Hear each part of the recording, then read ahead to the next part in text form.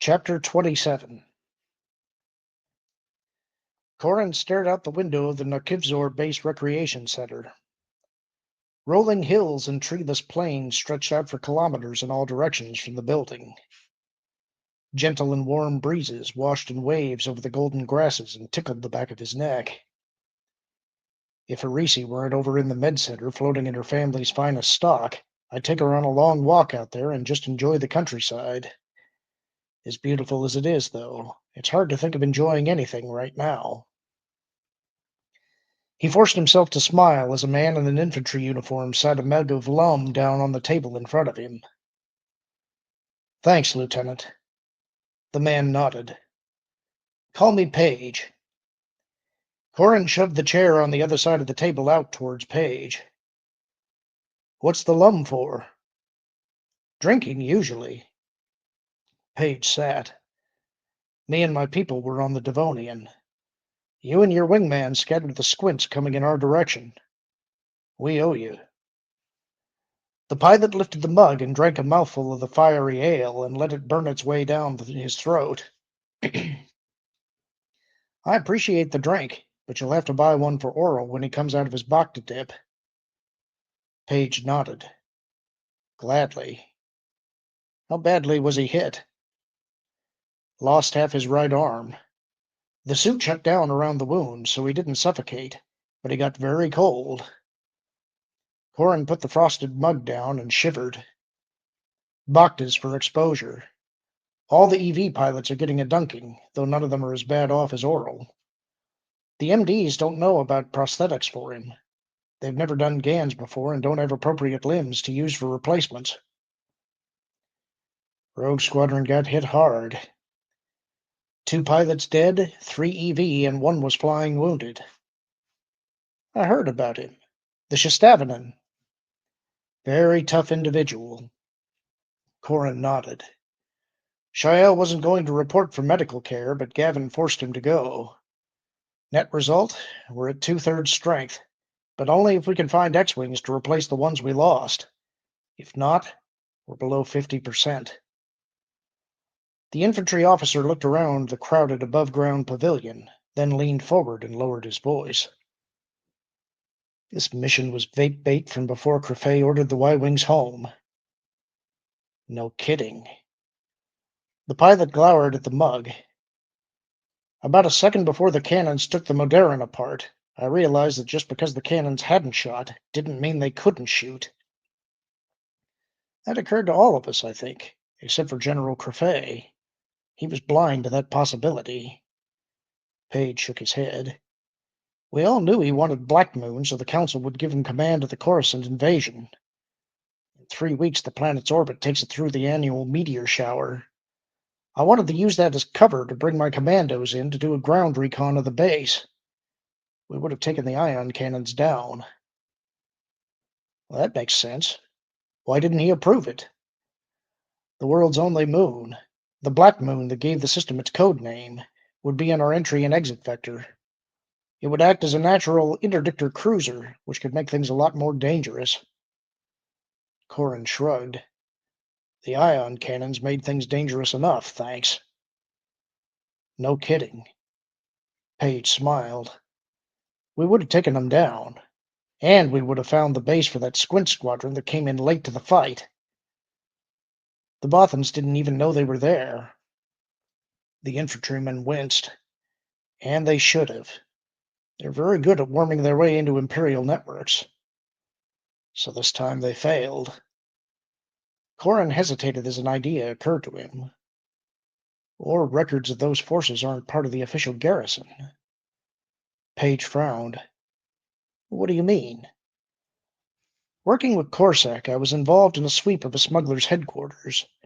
She was very sharp and had always distanced herself from glitterstim stores, so we couldn't pin anything on her. This one time, though, we found a couple of kilos of glitterstim in a warehouse she owned. She said she knew nothing about it and accused us of planting it. Turned out that she didn't know anything about it. The glitterstim had been skimmed from shipments by one of her aides and hidden there until he could find a way to move it himself. You're saying the Empire doesn't know those interceptors were there? A squadron's a rounding error for Imperial bookkeepers. Corin leaned forward, resting his elbows on the table.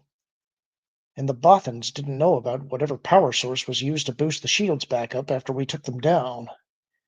Whoever's in charge of wherever Black Moon is might be running some operation his Imperial masters know nothing about. Corin nodded slowly. Page nodded slowly, rather. The data on the covert operation is kept away from the Imperials, so the Bothans had no way of discovering it. Not without being on the ground. We had intel on the Vislite from the galaxy. We got jumped by the IR and UV. Page rapped his knuckles on the plasteel tabletop. If we'd been given proper background on Black Moon, we might have been able to guess at the kind of information we really needed. I understand the need for operational security, but you can bet now the true location of Black Moon won't be declassified until we're all dead and gone. Page nodded. Still, the simulations of an assault are only as good as the databases from which they are constructed. Bad intel gets people killed. Corin ran a hand over his face. Well, now we have an inkling of what we don't know about Black Moon. At least 2 squint squadrons and a power generator are hidden there somewhere. Hidden from us and imp officials. The information in the official Imperial survey files is clearly useless. Right. And that means... The chirp of the comlink on the table cut off Corin's comment. He picked it up and opened the channel. Horn here. Emtray here, sir. Something wrong with Oral? No, sir. Is Arisi coming out of the Bacta? No, sir. Corin frowned. And why did you call me? Sir, Whistler asked me to inform you he has completed the calculations of the wind currents you requested. Wind currents? On Black Moon, sir. He said he's found some very interesting things. We'll be there in a second. Horn out. Corin looked up at Page. It may be raising the shields after the base has been strafed, but I'm up for learning a little more about the world we just ran from. How about you? I had friends on the Motoran.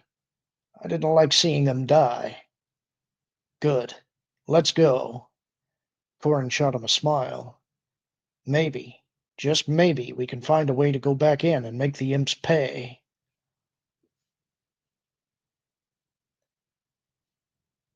Wedge wasn't certain he had heard General Sam correctly. Did you just say it was just as well that we failed to take Black Moon? Sam nodded slowly and pointed with a glass of pale blue Abrax cognac at the datapad on his desk. Intelligence reports that the Imperial Star Destroyer 2 Eviscerator left the Venjaga system on a course that would have put it on Black Moon within 6 hours after we launched our operation. Its 6 squadrons of TIEs would have matched our fighters, and the Eviscerator would have pounded on the Emancipator. Chances are very good we would have lost our strike force and Black Moon. The Corellian's jaw dropped. The mission was a go with an Imstar Deuce within 6 hours of the target? How did that happen? I don't know. ISART has been shifting some resources around, and some admirals moved them even further to avoid her control. It could be the Eviscerator was moved at random. Wedge frowned. Or Iceheart anticipated where we were likely to strike. Or... Sam looked at Wedge over the rim of his glass.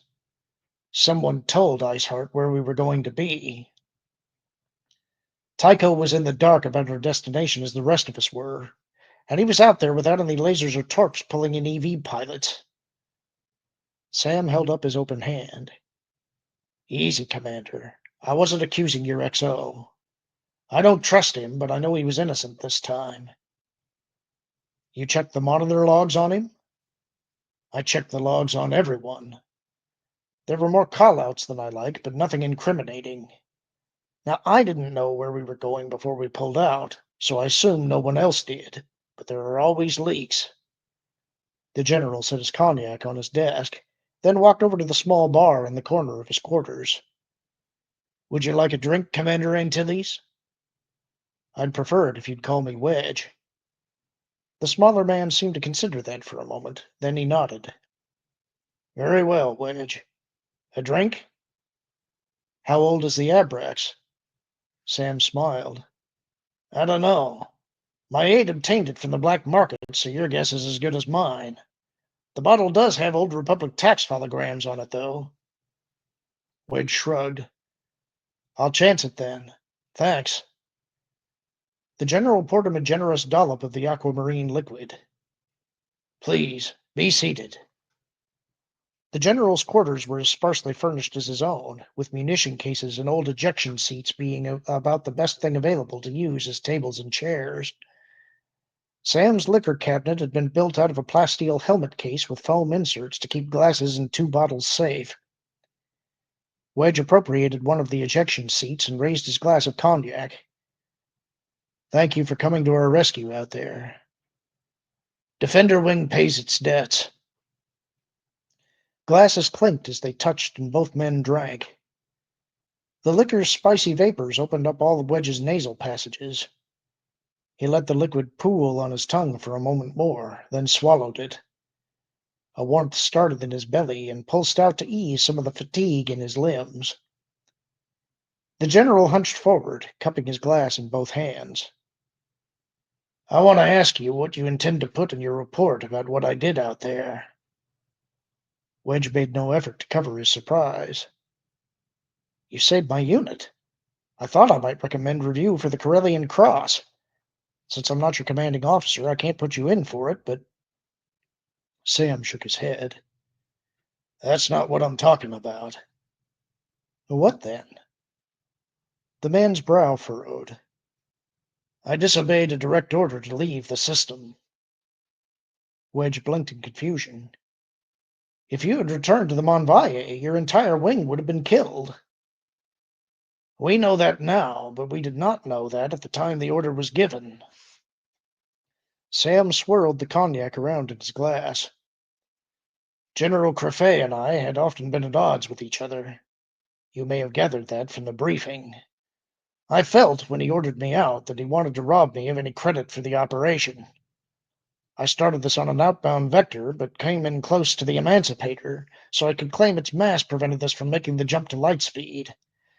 I didn't want to leave, and closing with the Star Destroyer made for a convenient excuse, but data feeds from the onboard computers will reveal the truth. And so you were in position so the Emancipator could screen you from ground sensors and the incoming squints.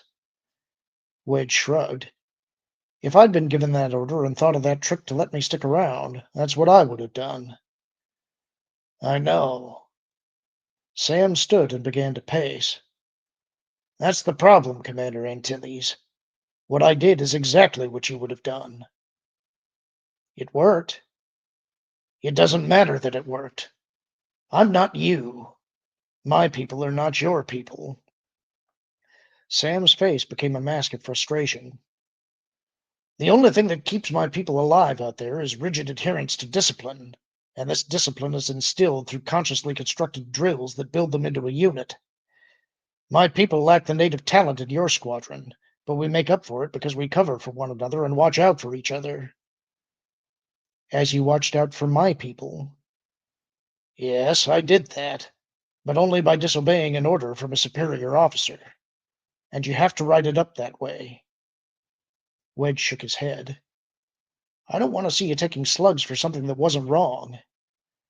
But that's not up to you, Wedge.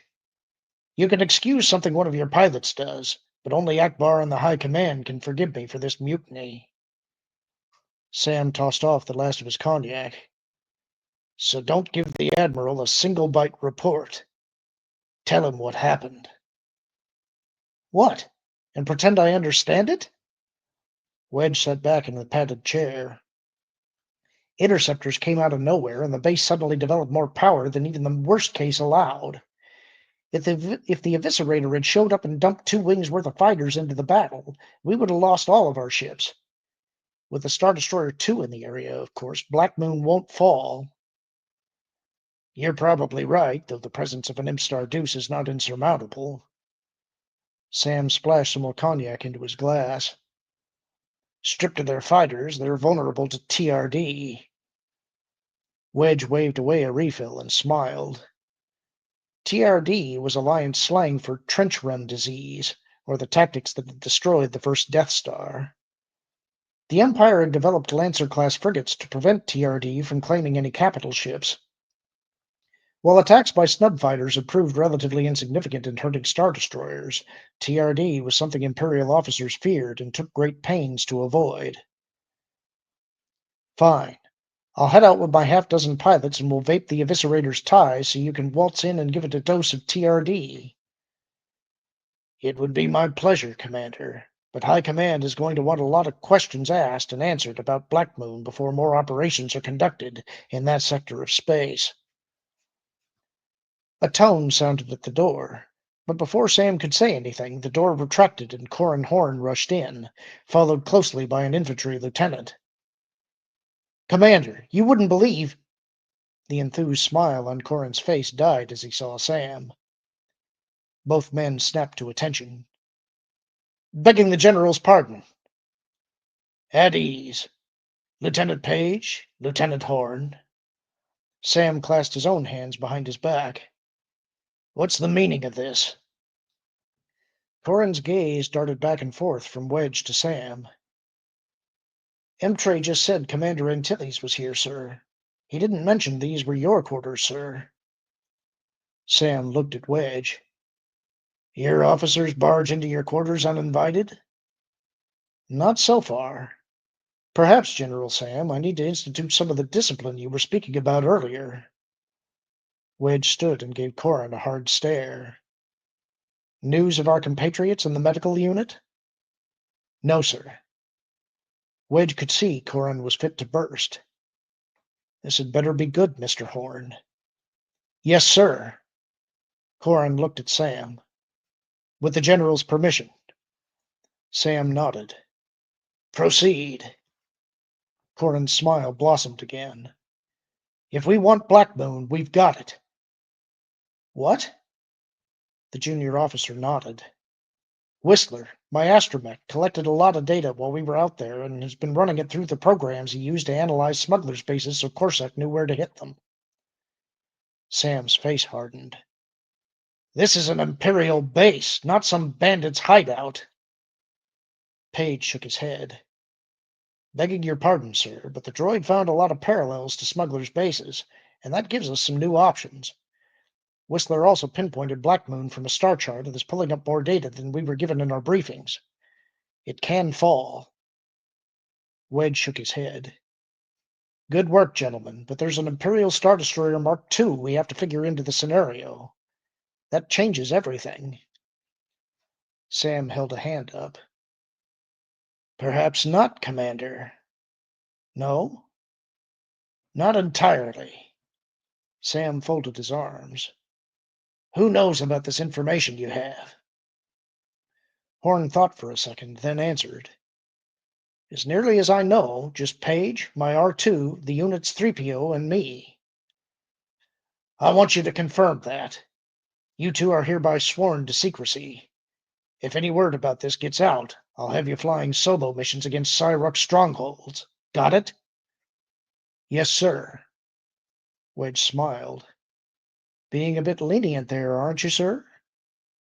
Perhaps I am, but I think they know I'm serious. Sam smiled confidently. Now let's see what you have, gentlemen. Black Moon was picked as our best, closest step to Coruscant yet. No reason we should abandon our quest if we don't have to. And that's the end of the chapter. Hope you enjoyed it. Talk to you soon.